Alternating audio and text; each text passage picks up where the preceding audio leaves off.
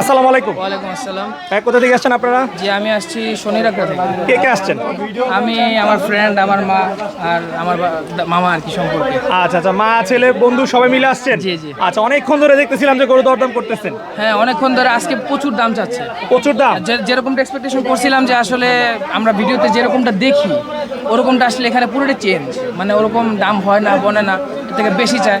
তো এই গরুটা পছন্দ হলো, এই কারণে আমি ডাইরেক্ট বলে ফেলছি, কারণ আমি বেশি একটা দামাদামি করতে চাই না, এই কারণে আমি ডাইরেক্ট বলে ফেলছি। আচ্ছা, গরু কি পছন্দ আপনি করেছেন? হ্যাঁ, আলহামদুলিল্লাহ। গরু লস হবে আমার, কি গরু লস হইছে? অরিজিনালি লস হবে। আচ্ছা, আপনি বলতেছেন দাম আর উনি বলতেছেন লসে।